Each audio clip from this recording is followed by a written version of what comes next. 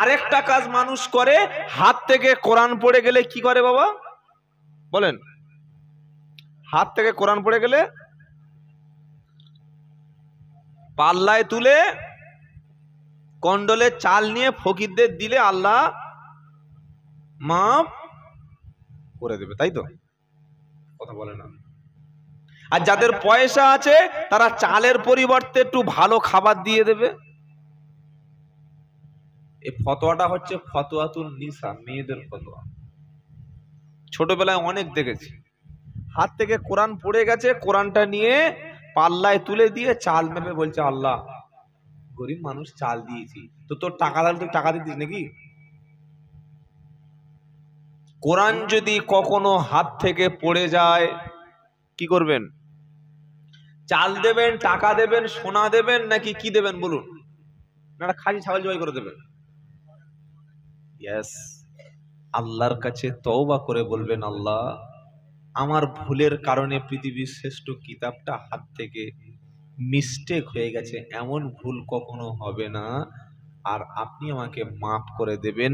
চাল ডাল দিয়ে ওজন করে কখনো কোরআনকে ওজন করা যায়? লাও আনজালনা হাদাল কুরআনা আলা জাবালিল লারাআইতাহু খাশিয়াম মুতাসাদ্দিআম মিন খাশিয়াতিল্লাহ।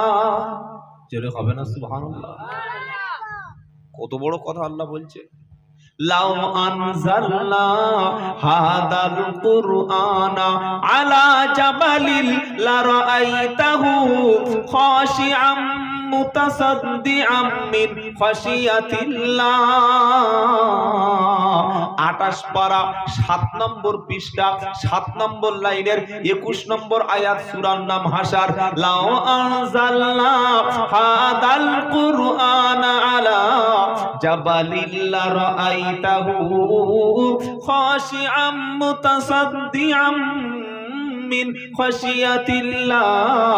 আল্লাহ পাক বলছে বান্দা তুমি আজকের কোরআন নিয়ে ওজন করছো, হাতে কোরআন হাত থেকে পড়ে গেছে, তুমি পাল্লায় চাউল তুলে ওজন করে তুমি ভুল স্বীকার করছো, তুমি একটা অপরাধ করে, তুমি একটা চুরি করে, মিথ্যা কথা বলে কোরআনে হাত দিয়ে তুমি দোষটা ঢাকতে চেষ্টা করছো।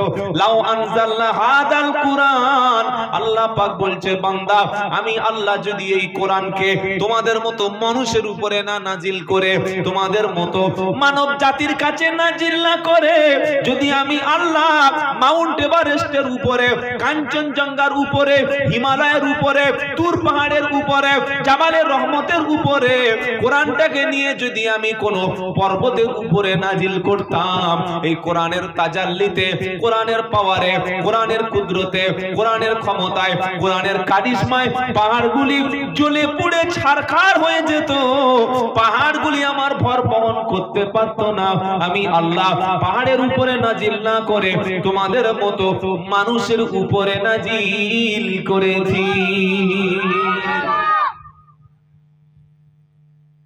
ওটাকে ওজন করছে। আস্তাগফিরুল্লাহ, আস্তাগফিরুল্লাহ, আস্তাগফিরুল্লাহিল আযীম। আল্লাহ হেফাজত করুক, বলুন আমিন। রাগ করছেন ভাইরা? রাগ তো একটু হবে, কারণ সত্য কথাটা, হক কথাটা একটু তিতো লাগে। ওষুধ খেতে খুব ভালো লাগে। ওষুধ কখন খেতে হয়? যখন রোগ হয়। আমাদের ইমানের রোগ আছে, রোগটাকে আমরা সারবো, বলুন ইনশাআল্লাহ। কি শোনাচ্ছিলাম বলুন তো? যে কোরআনের প্রতি ভালোবাসা থাকলে ওটা সকালে জড়িয়ে ধরতাম।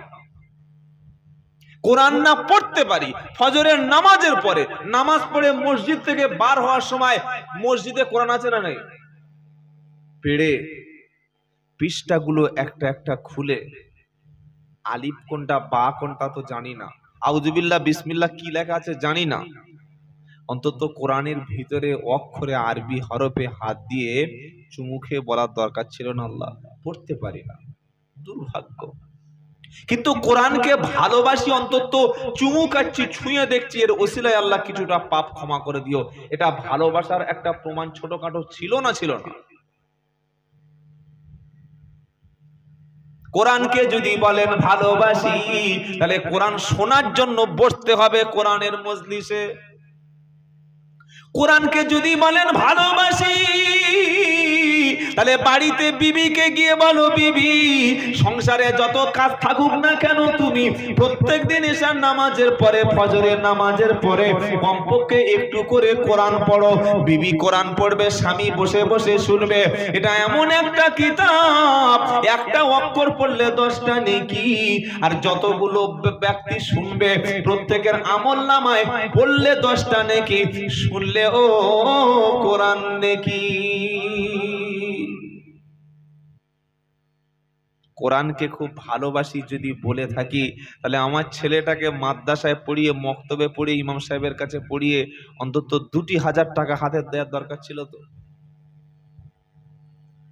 যে হাফেজ সাহেব কোরআন পড়াচ্ছে, যে ইমাম সাহেব কোরআন পড়াচ্ছে, যে মুফতি সাহেব, মাওলানা সাহেব মসজিদে ইমামতি করছে, তার মাইনে মোটামুটি 1010 টাকা দেওয়ার দরকার নয়? এবার একটা সত্য কথা বলে দিয়ে যাচ্ছি, এটা বললে আমি জানি আব্দুল কাদের ভাই আমার কাছে আর কোনোদিন ফোনও করবে না, আর কবে মারা যাব জানি না, সত্যি কথাটা এবছর বলে দিয়ে যাই। আমাদের মতো বক্তাদের আপনারা 2 ঘন্টায় 8,000 10,000 টাকা দেন, হ্যাঁ বা না একটু বলুন। ক ঘন্টার জন্য? 2 ঘন্টা, 2.5 ঘন্টা, 3 ঘন্টা।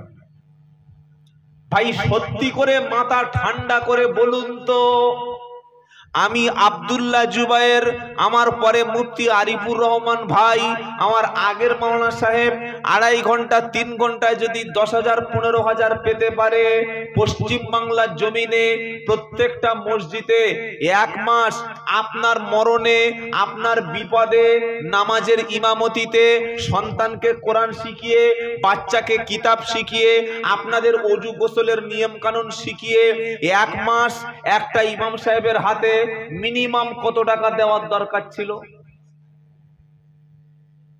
আমি যদি 2.5 ঘন্টায় 10,000 টাকা পাই, আমি যদি 2.5 ঘন্টায় 8,000 12,000 14,000 টাকা পাই, তাহলে ইমাম সাহেব তার তো 1 মাসে অন্তত 10,000 টাকা না হয় 8,000 টাকা তো হাতে দেওয়া দরকার ছিল। আমরা দিই? এই হ্যাঁ না বলেন। হুজুর গরিব এলাকা, এলাকা যদি গরিব হয় তাহলে মসজিদটা মাটির হবে নাকি বলেন? কোন ফকির সাহেব যদি ভার্সন 4 গাড়ি চড়ে আর পকেটে যদি আইফোন রাখে, তাহলে মালটা কি সত্যি ফকির? কোন ফকির যদি চাঁদা তুলে বলে বাবা খুব গরিব মানুষ, আর ঝোলার মধ্যে যদি আইফোন থাকে, আর ওর বাইকটা যদি 6 লাখ টাকার বাইক ওই পালানপুর স্ট্যান্ডে রেখে দেয়, এটা ফকির না এটা চিটিংবাজ? আপনি গরিব ঠিক আছে মেনে নিলাম, তাহলে মসজিদে পাথর টাইলস সুন্দর সুন্দর এগুলো কোত্থেকে এসছে? আসমান থেকে, তাই তো বাবা? ও মমতা ব্যানার্জি টাকা দিয়ে করে দিয়েছে, সব আপনাদের টাকা। আমি একবারও বলবো না মসজিদ সাজাবেন না। আমি 4 বছর আগে যা দেখেছি, আল্লাহর রহমতে আপনারা পরিশ্রম করে মসজিদটাকে জান্নাত বানিয়ে ফেলেছেন, বলুন আলহামদুলিল্লাহ। আচ্ছা, সোনার খাঁচা কিনে যদি খাঁচার মধ্যে পাখি না রাখি, খাঁচার দাম থাকবে? নতুন বিয়ে করে খুব সুন্দরী বিবি বললে ভাই একদম চকচকে চাঁদের মতো মেয়ে চাই, গ্রাজুয়েশন কমপ্লিট, নামাজ পড়তে পারে, এমন একটা বিবি দেখলে যেন লোক পুরো পাগল হয়ে যায়। 500 মেয়ে উল্টে পেল্টে দেখে দেখে ওই মালটা বিয়ে করে নেয়। 500 মেয়ে, ভালো করে বুঝবেন কথা। ওই বিয়ে করার পরে মেয়েটাকে রেখে যদি 10 বছরের জন্য দুবাই পালিয়ে যায়, এ কি সত্যিকারের প্রকৃত স্বামী? হ্যাঁ বা না বলেন? 10 লাখ 20 লাখ টাকা মসজিদ করে ইমাম সাহেবকে মসজিদে রেখে যদি নামাজে না হাজির হতে পারি, ইমাম সাহেবের কাছে বসে যদি দুটো কথা না শুনতে পারি, ইমাম সাহেবের কাছে বসে যদি কোরআনটা না শিখে নিতে পারি, ইমাম সাহেবের কাছে বসে দিন ইসলামের কথা না আলোচনা যদি না করতে পারি, আমার পাড়ার ঘরে ঘরে বেনামাজি প্রত্যেকটা ছেলেকে যদি মসজিদে না আনতে পারি, আমার পাড়ায় এখনো বন্ধন চলছে, আমরা যদি ইলম কালামের কথা আলোচনা যদি না করি, তো খালি খালি ইমাম সাহেবকে বেঁধে রেখে মসজিদে লাগবে, ওনাকে ছেড়ে দিন না, গলা দড়ি করে দিন। এসব কথা বললে আর লোক কোনোদিন দাওয়াত করবে কেউ? সত্যটা বোঝার চেষ্টা করুন। বর্তমান এই কঠিন পরিস্থিতিতে যেভাবে মালপত্রের দাম বাড়ছে, আমি প্রত্যেকটা জলসায় এই বক্তব্যটা করি যে ইমাম সাহেবকে ঠকাবেন না। বলছে হুজুর এই টাকা নেবেন, আমার বাড়ি চলে যাবে।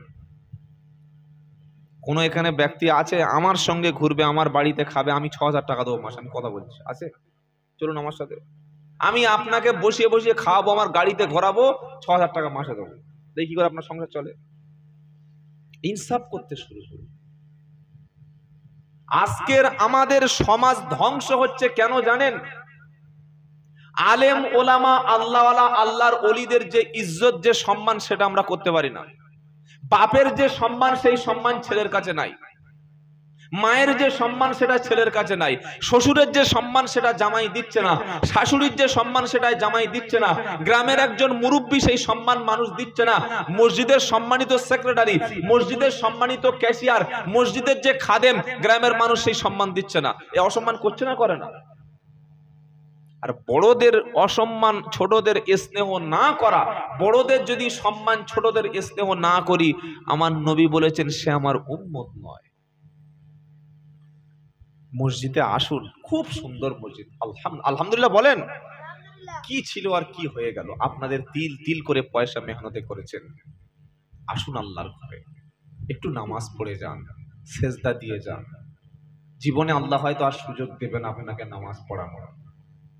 নামাজের পরে পরে মসজিদে একটু বসে একটু জাকেরিন, কিছু জিকির করুন। আপনি যত বেশি আল্লাহ স্মরণ করবেন, আল্লাহ তত বেশি আপনার উপরে রাজি হবে। জোরে বলুন, ফাদকুরুনি আদকুরুকুম ওয়াশকুরুলি ওয়ালা তাকফুরুন। দ্বিতীয় পারা, দ্বিতীয় সূরা, 12 নম্বর লাইনে আমার আল্লাহ পাক শোনাচ্ছে, ফাদকুরুনি আদকুরুকুম ওয়াশকুরুলি ওয়ালা তাকফুরুন।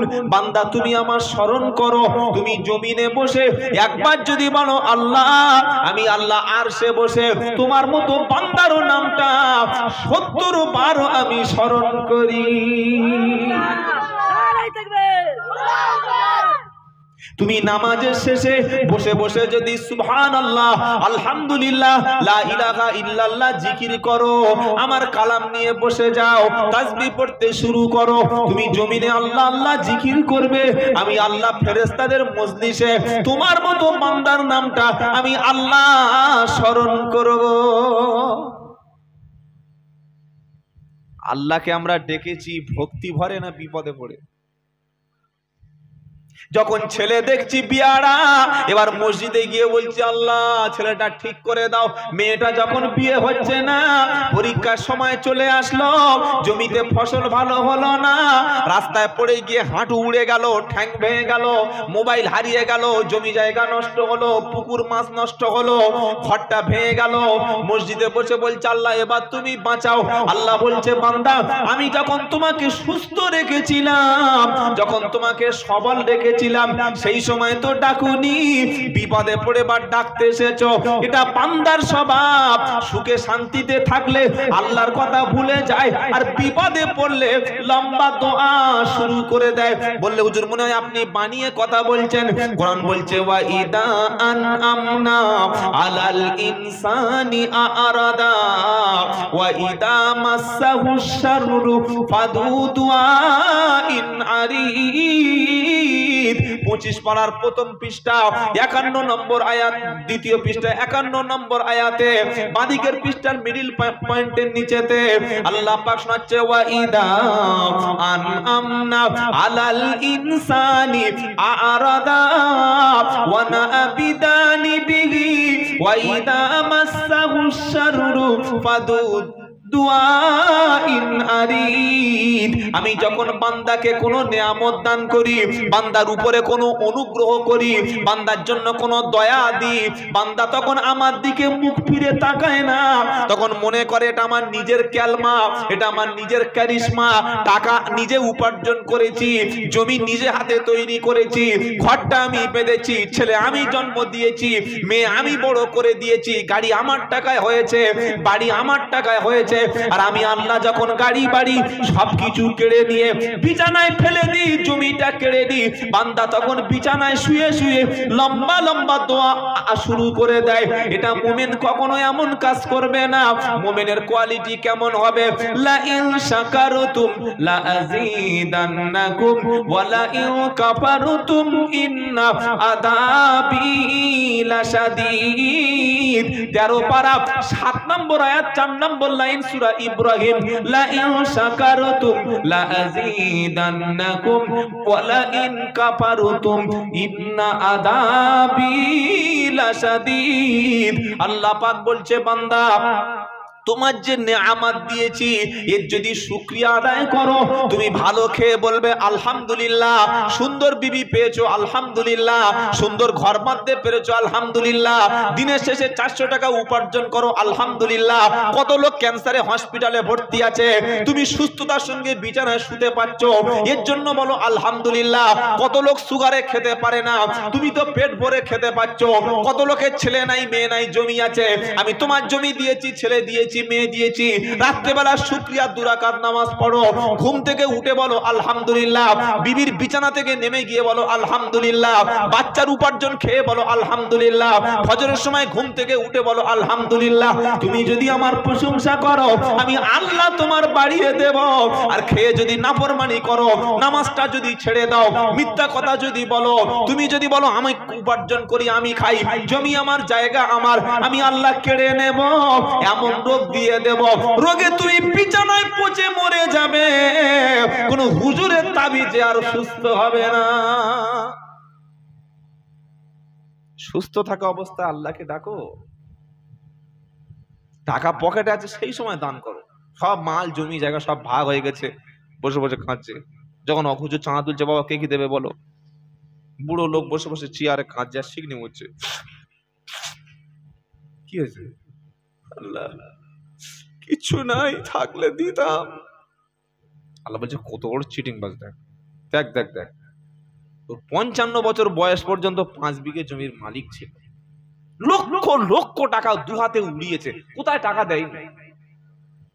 সেই সময় কোনোদিন মনে হয়নি যে এত সুন্দর মসজিদ হচ্ছে, আল্লাহর ঘরে কিছু দিই, 10টা কোরআন শরীফ মসজিদে কিনে দিই, 2টো বাচ্চা কোরআন শিখছে তাদের কিছু পয়সা দিই, ইমাম সাহেবের হাতে সম্মানে 1002 টাকা দিই, কোন ফকির সাহেব এসছে তার হাতে 100 টাকা দিই, 500 টাকা দিই।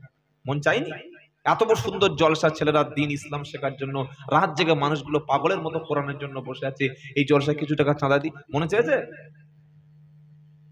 মাল হাত থেকে বার হয়ে গেছে, ফুঁপিয়ে ফুঁপিয়ে কাঁদছে, শিকনি ফেলছে, ফেরেশতা বলছে মেরে তো শিকনি তোল।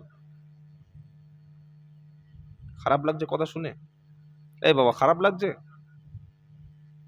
আমার আল্লাহওয়ালা ভাইরা, জ্ঞানী জনেরা, শুধু মানুষেরা কখন দান করার ছিল আর কখন করছে, কখন নামাজ পড়ার দরকার ছিল কখন পড়ছে। কেউ যদি মনে করে ঘর বেঁধে জমি জায়গা করে গাড়ি বাড়ি কিনে সে বুড়ো বয়সে গিয়ে বিয়ে করবো, বউ থাকবে? কি বলছেন, বউ থাকবে? আমাদের তো অবস্থা তাই, আগে ঘর করব, আগে বিয়ে করব, আগে জমি কিনবো, আগে মাল সামান সব গুছিয়ে নেব, বুড়ো বয়সে গিয়ে সিজদা দেব। যখন হাঁটুতে বল নাই সে সময় মসজিদে গিয়ে আল্লাহ আল্লাহ কড়কড়ে ব্যাঙের মতো হয়ে গেছে। অথচ আল্লাহ পাক আপনাদের মতো যারা 2-4 জন যুবক বসে আছে, এই যুবকদের সিজদাকে সবচাইতে বেশি আল্লাহ পছন্দ করেছেন। বুড়ো বয়সে এমনি তো দাড়ি রাখবো, তো দাড়ি ছাড়া টাকা পাবে না, কি হইলে? দাড়ি চাঁচতে গেলে একটা টাকা আছে না, খরচ হয় না? দাড়ি রাখতে কোনো খরচ আছে নেই, কোনো খরচ নেই, এই তো আমি দাঁড়িয়ে কোনো খরচ নেই। সাবান মাখার সময় একটু সাবান দেবো, আমার তেল দেবো, একটু আতর দিয়ে দেবো, উজু করে ঝেড়ে নিলাম। এটা চাঁচতে গেলে খরচ আছে, 4 দিন 5 দিন পরে এত বড় বার হবে। বউ বলবে এই দেখো, কি বললে, কি ফের গেছে, 3 দিন হয়নি ফের গেছে, ভালো করে সেট করনি, তলায় 2-4টে ও সেলুন দেখা পাইনি, কানা সেলুন, সেট করে গেছে। বুড়ো বয়সে টাকা নিয়ে সেই জন্য দাঁড়িয়ে রাখছে। আর একটা ছেলে 28-30 বছর বয়স, আল্লাহ ওয়ালা ব্যক্তিদের মজলিসে বসে, দ্বীন ইসলামের মজলিসে বসে, কোরআনের মজলিসে বসে শপথ করেছে আল্লাহর নবী দাড়ি রেখেছিল, আমি রাখবো, আর কিছু দেখার দরকার নাই, নবীর সুন্নাতটা রাখবো। এই যে জওয়ান বয়সে দাড়ি রেখেছে, আল্লাহওয়ালা হয়েছে, আল্লাহর নবী বলেন এই ব্যক্তিকে আমার আল্লাহ সবচাইতে বেশি ভালোবাসেন। বলুন সুবহানাল্লাহ। তাই বাবাজিরা যারা এসেছেন অন্তত হাতে ধরে বলে যাচ্ছে আর দাড়িটা চাঁচবেন না, চাঁচবেন না, সম্মান পাবেন না। সম্মান তো আল্লাহ রসুলের সুন্নাতের মধ্যে আছে, সম্মান তো নবীর সুন্নাত আদর্শের মধ্যে আছে। খাজা মহিউদ্দিন চিশতি রহমতুল্লাহ আলাইহি, বড় পীর আব্দুল কাদের জিলানী রহমতুল্লাহ আলাইহি, নিজামুদ্দিন আউলিয়া রহমতুল্লাহ আলাইহি, মুজাদ্দিদ আল-বাসানি রহমতুল্লাহ আলাইহি, মুজাদ্দিদ আবু বকর সিদ্দিক রহমতুল্লাহ আলাইহি, বসিরহাট আল্লামা রুহুল আমিন রহমতুল্লাহ আলাইহি, প্রতাপপুর দরবার শরীফের হুজুর, বিভিন্ন যত বড় বড় আল্লাহর হাক্কানি ওলিরা পীরেরা ছিলেন, তারা যত বেশি নবীর সুন্নাতকে আঁকড়ে ধরেছে, গোটা পৃথিবীর মানুষ তাদের কদমের কাছে গিয়ে চুমা খেয়েছে। জোরে বলুন সুবহানাল্লাহ। আমরা লাথি খাচ্ছি কেন? নবীকে ছেড়ে দিয়েছি, নবীর আদর্শ আমাদের খারাপ লাগছে, তাই লাথি খেতে হচ্ছে। আল্লাহ মাফ করে দিন। জোরে বলুন আমিন, জোরে বলুন না আমিন। একটু জিকির করুন লা ইলাহা ইল্লাল্লাহ, লা ইলাহা ইল্লাল্লাহ, লা ইলাহা ইল্লাল্লাহ, লা ইলাহা ইল্লাল্লাহ সাল্লাল্লাহু আলাইহি ওয়াসাল্লাম। কোরআনকে যারা ভালোবেসেছিলেন তাদের থেকে শিক্ষা নেন। নবীর একটা সাহাবার নাম হচ্ছে হযরতে আবু হুরায়রা। কি বললাম? হযরতে আবু, তার নাম ছিল আব্দুল্লাহ, আর বিভিন্ন নাম ছিল। তো এই আবু হুরায়রা নাম কেন? তিনি বিড়ালকে খুব ভালোবাসতেন। বিড়াল পাক না নাপাক? পাক। কুকুর, কুকুর নাপাক? আপনাদের মেদিনীপুরের কুকুরও নাপাক? মুসলমান বিড়াল অতটা বাড়িতে রাখে না যতটা কুকুর রাখে। এইরকম বড় কুকুর, কালো মাল, গলায় মোটা চেন, 30,000 টাকা, গায়ে এত বড় চুল দেখেছেন পশম, আওয়াজ করছে, পাড়ার লোকের ঘুম ভাঙাচ্ছে। বলছে কি মাল কিনেছি দেখো, আর দরজার সামনে কি লিখে রেখেছে? কুত্তা হইতে সাবধান। বলে ভাই, ও ভাই কুকুর পুষেছ কেন? বললে তুমি জানো না, মৌলবীরা বক্তব্য করেছে যে বাড়িতে কুকুর থাকে সে বাড়িতে রহমতের ফেরেশতা আসে না। আমার বাড়িতে কুকুর আছে, আজরাইল আসবে না, আমি মরবো না। কি যুক্তিটা খারাপ? কি বলছেন বলে? কোন জলসায় শুনেছে বাড়িতে কুকুর থাকলে ফেরেশতা আসে না? তো মনে করছে আজরাইল ফেরেশতা। আজরাইল ফেরেশতা নয়, আজরাইল আসবে না আর আমি মরবো না। শুনে বড় কুকুর পুষে রেখেছে। ভাই এদিকে আয়, কুকুর মরে? এই কুকুর মরে না, মরে না, না কুকুর অমর? কুকুর মরে। তো কুকুর থাকলে যদি রহমতের ফেরেশতা না আসে তো কুকুরটা মরে কি করে? রহমতের ফেরেশতা এক জিনিস আর আজরাইল আরেক জিনিস। আজরাইল দাঁড়ালে তো চোখ তো তখন এত বড় আমরা মতো বার হয়ে যাবে। যে কুকুর, যে আজরাইল কুকুরকে ছাড়ে না, ওই আজরাইল তোমাকেও ছাড়বে না। রহমতের ফেরেশতা জিনিস আলাদা আর আজরাইলটা আলাদা। কোন মুসলমান যদি বাড়িতে কুকুর পোষে, ওই ব্যক্তির আমলনামা থেকে এক কিরাত নেকি কেটে নেওয়া হবে। একদিন আল্লাহর নবী সাল্লাল্লাহু তাআলা আলাইহি ওয়াসাল্লামের কাছে কোনো একটা সমস্যা নবীর জীবনে হলে জিবরাইল চলে আসতেন নবীর কাছে। জিবরাইল বললেন, আল্লাহর নবী আমি এখনই যাব। সিগন্যাল দিয়ে দিয়েছে নবীর কাছে আসবে। বেশ কিছুক্ষণ সময় অতিবাহিত হয়ে যাচ্ছে, জিবরাইল আসে না। আর কাফেররা নবীকে প্রশ্ন করছে, নবী উত্তর দিতে পারছে না, চুপচাপ হয়ে গেছে। নবী বললেন, জিবরাইল এমন তো হয় না, আমি বিপদে পড়লে, কোন সমস্যায় পড়লে আল্লাহ জিবরাইলকে পাঠিয়ে দেয়, কেন জিবরাইল আসে না? কিছুক্ষণ পরে জিবরাইল এসে বললেন, আল্লাহ রাসূল আপনার বিছানার তলায়, আপনার যে যার উপরে আপনি ঘুমান, ওই ঘরের তলায় একটা ছোট কুকুর আছে, কুকুরটাকে বার করে ফেলুন। কুকুরটা যতক্ষণ না বার হবে আমি জিবরাইল ঘরে প্রবেশ করতে পারছি না। আজ মুসলমান বিড়াল পোষে না, কুকুর পুষে বারান্দায় রেখে বড় বড় খাওয়াচ্ছে। পয়সাওয়ালা মুসলমানের বাড়িতে কুকুর রাখবেন তবে বাপের কবর আযাব মাফ হবে, তাই তো? নাপাক, আল্লাহর গজব, মনে থাকবে ইনশাআল্লাহ। কিন্তু বিড়াল আল্লাহর ভালো জিনিস, একটা পাক পবিত্র জিনিস। বলুন সুবহানাল্লাহ। নবী বিড়ালকে খুব ভালোবাসতেন। ওই যে আবু হুরায়রা বলছিলাম, উনি সব সময় কাঁধে, কখন ঘাড়ে, কখন পিঠে করে, কখন চাদরের মধ্যে বিড়াল নিয়ে ঘুরতেন। অনেক লোক পাখি ঘাড়ে করে ঘুরে দেখেছেন না পাখি? নবী একদিন ওয়াজ করছেন, নসিহাত করছেন জান্নাত জাহান্নাম থেকে, আর আবু হুরায়রা বসার জায়গা পায়নি, এরকম দাঁড়িয়ে দাঁড়িয়ে বক্তব্য শুনছে। ওয়াজ করছেন কে?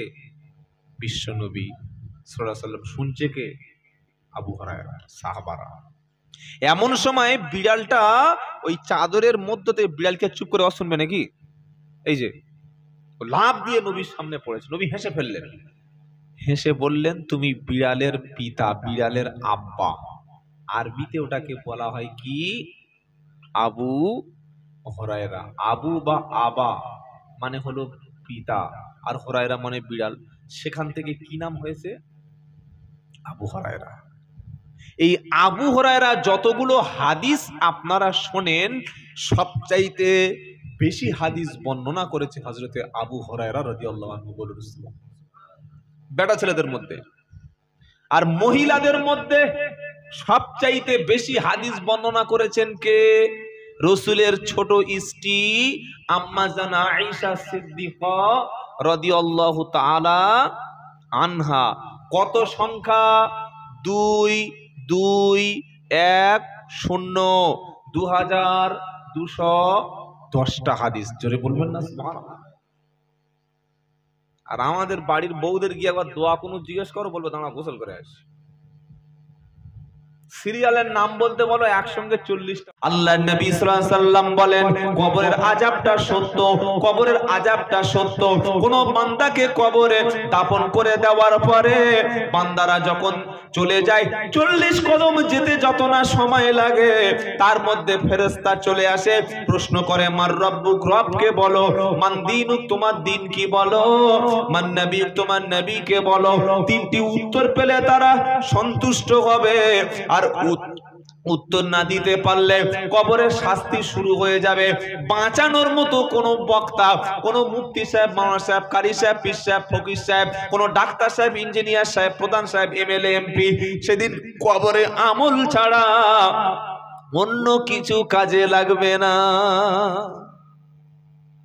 এই পাড়ায় একটা ছেলে ধরুন তৃণমূল করে, একদম তৃণমূলের খাস ছেলে, খাস লোক। আপনাদের কোন থানা? মহিষাদল। হঠাৎ পুলিশ রাত্রেবেলা ওই কি বাজার, ওটা পালানপুর না কি জানো, পাহালানপুর, ওখানে রাত 12টার সময় ছেলেটা ঘুরছিল। পুলিশ বললে, এত রাতে কোথায় ঘুরছিস? না স্যার আমি 12:30 বাজে এখানে। ওঠ গাড়ি ওঠ। বলছি স্যার আমার বাড়ি, তুই গাড়ি ওটাকে থানায় চল। বলে মহিষাদলে গিয়ে লোকাবে পুরে রেখেছে। ওর বউ বলছে, কি ব্যাপার, লোকটা বাইরে গেল, গরমের সময় ঘরে আসছে না কেন? খোঁজ খোঁজ খোঁজ, রাস্তায় খুঁজতে খুঁজতে বউ তো সারা রাত ঘুম নাই। সকালে উঠে বলছে কোথায় গেল? ওখানে একজন সিভিক ছিল, বলছে তোমার স্বামী তো সে ধরে চলে গেছে। বলে কেন, কি করেছে, গাঁজা খেয়েছে নাকি? বলছে না, গাঁজা খাবে কেন, রাত 12টার সময় ঘুরছিল, পুলিশ তুলে নিয়ে গেছে। কি আমার স্বামীর পুলিশ ধরেছে? ছুটে গেছে তৃণমূলের সে প্রধানের কাছে। ও কাকা, বললে কি? বলে তোমার দল করে, তোমার লোক, এই সামনে ভোট আসছে, তুমি ওই থানায় তুলে দিতে পার। কি বললে? এই কি বললে? থানায় ধরে নিয়ে? বলে হ্যাঁ। সঙ্গে সঙ্গে প্রধান সাহেব ফোন করেছে, হ্যালো দিলীপ বাবু, কোথায় আছেন? স্যার থানায় আছি।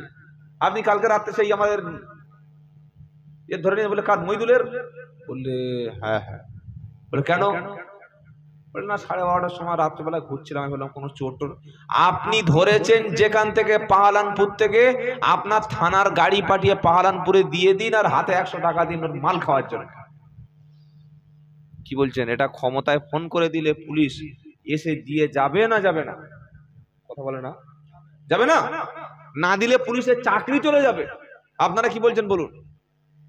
এই বাবাজিরা, আল্লাহওয়ালা ভাইরা, কোন তবলিগ জামাতের লোক, কোন ফুরফুরার পীর সাহেবের মুরিদ, কোন আলে হাদিসের লোক, কোন বেরেলি টাইপের লোক, কোন শাফি মাযহাবের লোক যদি কবরে ধরা পড়ে, জামাতের আমির সাহেব পীর সাহেব, মুফতি সাহেব, হাফেজ সাহেব খালি কবরের কাছে গিয়ে বলবে, এই ফেরেশতারা ছেড়ে দে, আমার দলের লোক। ছেড়ে দেবে তো? এই দেবে তো? আল্লাহু আকবার, আল্লাহু আকবার। একবার ঢুকে গেলে ভিতরে পার হওয়ার কোনো রাস্তা নাই। আর কিছু না নিয়ে যদি খালি হাতে যাই, কিছু না নিয়ে যদি কবরে খালি চলে যাই, ওখানে শাস্তির কোনো শেষ নাই। যদি নামাজ থাকে, যদি দ্বীন ইসলাম থাকে, মাগরিবের নামাজের পরে আমি আব্দুল্লাহ জুবায়ের আপনাদের প্রত্যেকের পা দুটো ধরে বলে যাচ্ছি, বাবা জীবনের অনেকটা সময় নষ্ট করে দিয়েছেন, দাড়ি পেকে গেছে, চুল পেকে গেছে, কবরে যাওয়ার সময় হয়ে গেছে, এখনো আপনাকে দুটো সূরা ফাতিহা আর একটা সূরা শিখে নেওয়ার সময় হয়নি ইমাম সাহেবের কাছে বসে? হ্যাঁ, দাড়ি পেকে যাওয়া মানে হলো আল্লাহ সিগন্যাল দিচ্ছে তুই রেডি হ। চুল পেকে যাওয়া মানে হলো আল্লাহ সিগন্যাল দিচ্ছে কবরে যাওয়ার জন্য তুমি রেডি হও। তুমি চোখে কম দেখছো, এটার মানে হলো আল্লাহ তোমাকে সিগন্যাল দিচ্ছে রেডি হও। আর হাতে তোমার সময় বেশি বাকি নাই, রাতে শুয়েছো ঘুম হয় না, এটার মানে হলো আর আল্লাহ সিগন্যাল দিচ্ছে তুমি রেডি হও।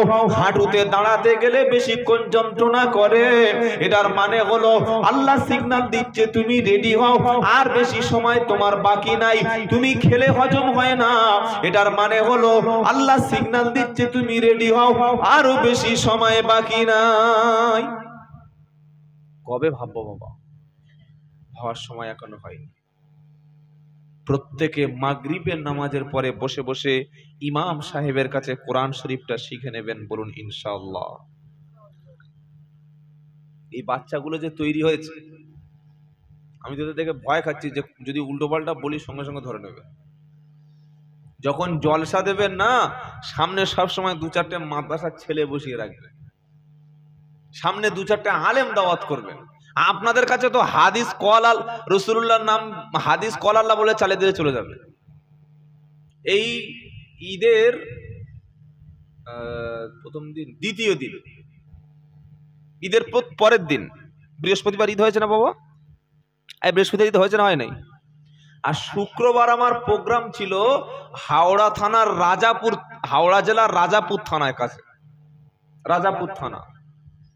আমি গেছি ঠিক সময় মতো, 10টার সময় চলে গেছি, আমার 11টা থেকে টাইম, 11:30 12টা থেকে।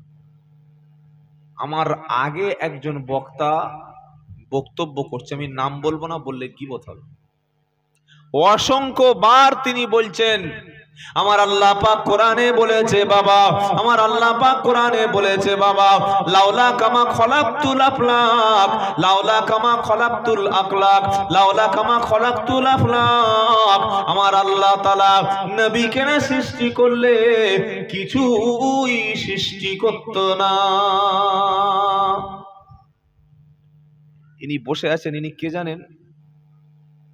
এই যে কোরআনের হাফেজ। সুবহানাল্লাহ বলতে ইচ্ছা করে না? হাফেজ মানে কি? কোরআন একটু শরবতে গুলে খেয়ে নেয়, তাই তো? হাফেজ মানে যার সিনায় 30 পারা কোরআন আছে। হাফেজ মানে 10 জন জাহান্নামী ব্যক্তিকে সুপারিশ করে জান্নাতে নিয়ে যাবে। হাফেজ মানে হাফেজের বাপ এবং মায়ের মাথায় কিয়ামতের দিন আল্লাহর পক্ষ থেকে নূরের টুপিটা পরানো হবে। একবার জোরে বলুন না সুবহানাল্লাহ। নারে তাকবীর। ছেলে খেলা ব্যাপার নাকি? এই হাফেজ সাহেবকে জিজ্ঞাসা করুন যে কোরআনের মধ্যে এই রকম কোন আয়াত বা কোন শব্দ আছে কিনা। হাফেজ সাহেব আছে? লাউলা কামা খলাকতুল আফলাক, যে কোনো মাওলানা সাহেব জিজ্ঞেস করবেন। আমার পরেই আসবে মুফতি আরিফুর রহমান ভাই, যোগ্য আলেম। খালি নেমে জিজ্ঞাসা করবেন যে আরিফুর রহমান সাহেব, মুফতি সাহেব, আব্দুল্লাহ জুবায়ের বলে গেছে লাউলা কামা খলাকতুল আফলাক এই কোরআনে আছে। কত বড় চিটিংবাজ বক্তা একবার ভাবেন, কতটা অজ্ঞ হলে সমাজের বুকে বক্তব্য করে বেড়াচ্ছে লাউলা কামা খলাকতুল আফলাক। এটা আরবি প্রবাদ, আরবি একটা বাক্য, এটা না কোরআন না হাদিস, আরবি একটা শব্দ, একটা বাক্য। এটা কোরআনে আছে বলে মিথ্যা বলে চালিয়ে দিচ্ছে, আর কয়েকশো শ্রোতা দেখি হা করে বসে বসে শুনছে। এলাকায় যখন মাদ্রাসার ছেলে তৈরি হবে, এলাকায় এরকম 10-20টা ছেলে যখন তৈরি হয়ে যাবে, এরকম 14টা ছেলে যখন কোরআন শিখবে, তখন জলসায় বক্তা বক্তব্য করতে গেলে ভাববেন এখানে ভুল বলা যাবে না। কিছু বুঝতে পারছেন? সারা জীবন তো জলসা শুনে এসেছেন, আপনার মনে কি এতটুকু ইচ্ছা হয় না যে আমার একটা ছেলে একটা আলেম তৈরি করি? আমি তো টাকা দিয়ে আব্দুল্লাহ জুবাইরকে এনেছি কিছু শুনবো বলে, টাকা দিয়ে মুফতি আরিফুর রহমান সাহেবকে আনছি কিছু শুনবো বলে, টাকা দিয়ে বর্ধমান থেকে আরেকটা হুজুরকে এনেছি কিছু শুনবো বলে। আমি তো 30 বছর বাইরের হুজুরকে টাকা দিয়ে বক্তব্য শুনিয়েছি। আজকে আমার ঘরের ছেলেটা কোরআনটা শিখুক, আলেম হোক, হাফেজ হোক, দ্বীন ইসলাম শিখুক, দেখি বাইরের বক্তারা যেটা বলছে সেই কথাটা আমার ছেলে বলতে পারে কিনা। আমার ছেলে যখন কোরআন হাদিস থেকে কথা বলবে সেটা আমার জন্য মানা সহজ হয়ে যাবে, আমি জান্নাতে যাওয়ার জন্য তৈরি হয়ে যাব। এই মানসিকতা তৈরি হয়েছে আমাদের মধ্যে। আমি তো লাভলে টাকা খ্যাচ খ্যাচ খ্যাচ খ্যাচ করে গুনে দিয়ে দেবেন, আপনার কি লাভ হলো? আমি তো লাভবো গাড়িতে, এসি গাড়ি ছেড়ে বাড়িতে চলে যাব, আমি তো খাবো আমার বিবি বাচ্চা নিয়ে। আপনার লাভটা কি হলো? আপনি কি শিক্ষা নিলেন এর থেকে? রাগ করছেন বললাম বলে? ভাবছে লোকটা তো খুব উল্টো পাল্টা